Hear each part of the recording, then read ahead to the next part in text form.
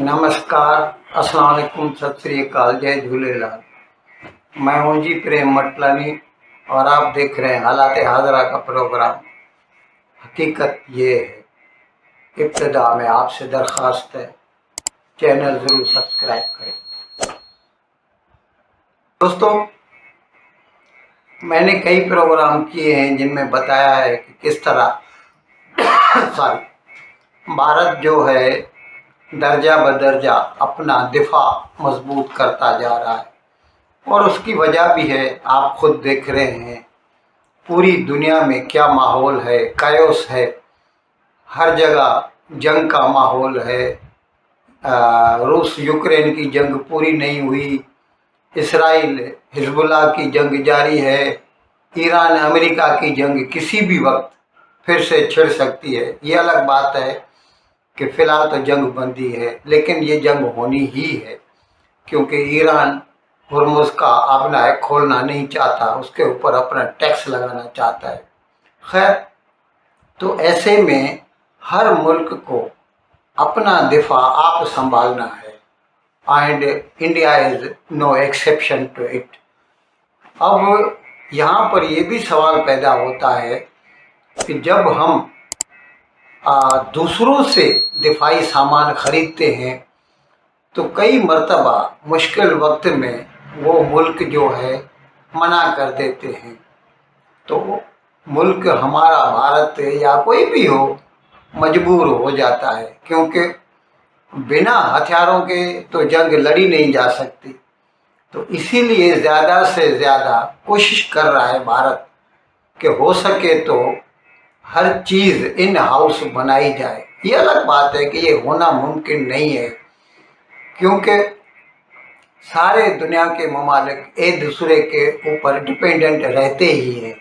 भले ही चीन दुनिया का सबसे बड़ा मैन्युफैक्चरर है, it is the factory of the world, then too it needs many things to import from outside to make very those things। जैसे स्टील है, फौलाद है, चीन को बनाने के लिए कच्चा लोहा जो है ना, वो आयरन ओर जिसे कहते हैं, वो भारत से लेना पड़ता है।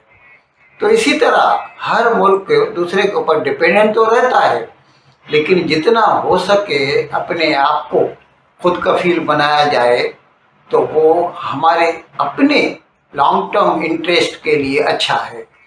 इस सिलसिले में भारत ने यूरोप की जो एयरबस इंडस्ट्री है, हवाई जहाज़ बनाने वाला कारखाना, ये कंसोर्शियम है यूरोप के कई ममालिक का, उनके साथ मिलकर एक फौजी ट्रांसपोर्ट एरोप्लेन बनाने का प्रोग्राम बनाया और एयरबस का C295 एक ट्रांसपोर्ट प्लेन है, मीडियम कैपेसिटी है, उसका बड़ौदा में यानी गुजरात में कारखाना लगाने का मुहूर्त किया था 2024 की अक्टूबर में। और उस वक़्त स्पेन का जो वज़ीर आज़म था, then prime minister of Spain, वो साहब आए थे और भारत के वज़ीर आज़म जनाब नरेंद्र मोदी, दोनों ने मिलकर इसका संगे बुनियाद रखा था।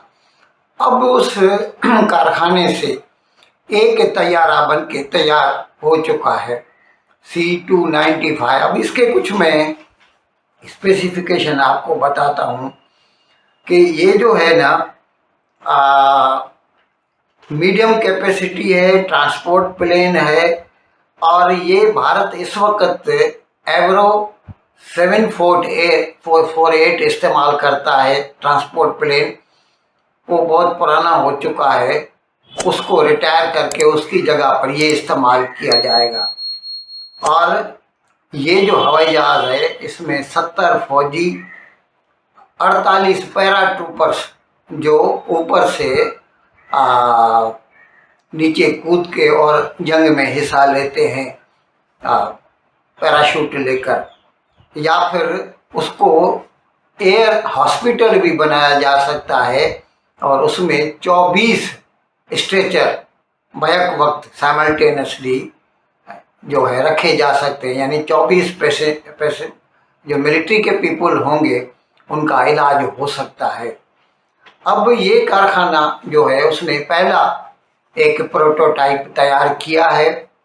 अब ये उड़ने के लिए तैयार है। अब इसे उड़ाया जाएगा और इसका फीडबैक लिया जाएगा, क्योंकि कोई भी चीज़ जब नई बनती है तो टीथिंग ट्रबल्स तो होते ही हैं, और जैसे जैसे फीडबैक आएगा उसको ध्यान में रख के उसमें मॉडिफिकेशन की जाएंगी। अच्छा, मैं वैसे बता दूं कि भारत ने अपनी ज़रूरत के लिहाज से एयरबस इंडस्ट्री को ऐसे 56 हवाई जहाज़ का ऑर्डर दिया, और उसके साथ साथ ये रिक्वेस्ट की कि अगर आप ये जहाज़ भारत में बनाएं तो हमारे लिए अच्छा होगा। और वैसे भी ये जो बड़ी बड़ी कंपनियां हैं ना, वो खुद भी आउटसोर्स करना चाहते हैं, और भारत किसी भी लिहाज से in the field of technology is no way less than anybody else। यहाँ पर इंजीनियर्स हैं, डॉक्टर्स हैं, चार्टर्ड अकाउंटेंट्स हैं, फाइनेंशियल विजार्ड्स हैं, हर किस्म के एजुकेटेड पीपल मिल जाएंगे। ज़मीन है, पावर है, पानी है।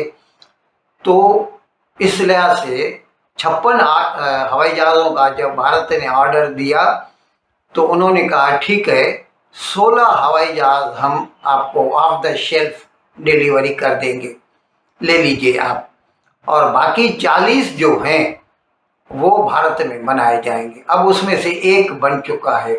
अब उसका जो फीडबैक आएगा उसको सामने रख के 39 बाकी भी बनाए जाएंगे। अच्छा, ये भारत में प्राइवेट सेक्टर कर रहा है। पहले इस किस्म का कोई एग्रीमेंट होता था तो हवाई जहाज़ बनाने के लिए भारत की हिंदुस्तान एरोनॉटिक्स लिमिटेड जो पब्लिक सेक्टर में है, यानी सरकार की है, उसको ये काम दिया जाता था। लेकिन अभी प्राइवेट सेक्टर को भी रोप इन किया गया है, और ये टाटा एडवांस्ड सिस्टम्स लिमिटेड जो है वो बना रहा है एयरबस के साथ मिलकर। और अभी ये शुरू हो जाएगा जैसे जैसे ये फीडबैक आएगा। और वैसे भी मैं बता दूं, जैसे मैंने अर्ज किया, तो खुद चीन भी भले ही दुनिया की फैक्ट्री क्यों न हो, कुछ न कुछ तो बाहर से लेना ही पड़ता है। अब इसमें कई चीज़ें हमको इंपोर्ट करनी पड़ेगी स्पेन से या यूरोप के दूसरे मुकामात से, लेकिन आहिस्ता आहिस्ता करके उनका इंडियन सब्स्टिट्यूट तलाशा जाएगा। और कम से कम ये जो टायर्स हैं या बॉडी है इसकी, इंजन हो सकता है कि लास्ट में मिले हमको, क्योंकि जैसे फाइटर जेट है उसका भी इंजन हम अब तक बनाने के काबिल नहीं हुए हैं, और जिसके लिए हमने अमेरिका की कंपनी जो जनरल इलेक्ट्रिक है उसके साथ एग्रीमेंट किया है कि फाइटर जेट का जो इंजन है भारत में बनाया जाए। और इसी तरह हमने फ्रांस की कंपनी सफरान के साथ भी इस किस्म का एक एग्रीमेंट किया है कि वो भारत में कारखाना लगाएंगे और फाइटर जेट के इंजन बनाएंगे। खैर, मैं अभी आज बात कर रहा था कि भारत जो है ये मिलिट्री के ट्रांसपोर्ट प्लेन मीडियम कैपेसिटी के बनाने जा रहा है। अच्छा, इस सिलसिले में ये बात करना भी बहुत ज़रूरी है कि भारत का वज़ीर आज़म आजकल दुनिया के 5 मुल्कों के सरकारी दौरे पर गया हुआ है। पहले पड़ाव में वो मुत्तहिदा अरब अमारात गया, उसका मैं बता चुका हूँ। दूसरे पर वो जो है स्पेन गया था, सॉरी नीदरलैंड गया था, हॉलैंड गया था।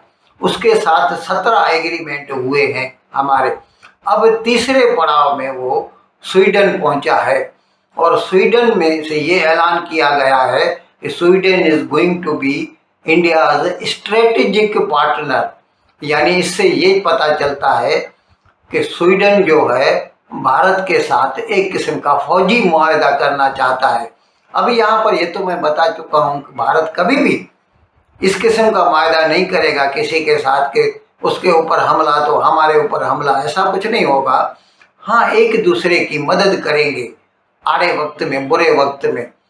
तो यहाँ पर ये बात तो पूरी दुनिया को मालूम है कि टेक्नोलॉजी में no one can beat Europe. भले अमेरिका कितना भी अपने आप को कुछ कहे, as far as technology is concern Europe is supreme. और स्वीडन तो आपको इल्म है, स्वीडन की क्या क्या चीज़ मशहूर नहीं है। खैर, एरिक्सन सुना होगा आपने, या फिनलैंड का नोकिया सुना होगा आपने, स्वीडन का वाल्वो सुना होगा आपने, जो ट्रकें और बसें बनाते हैं। तो इस तरह के अभी उनके साथ जब हमारा स्ट्रेटेजिक पार्टनरशिप होगा तो फिर आगे चल के बहुत सारी चीज़ें भारत में बननी शुरू हो जाएंगी।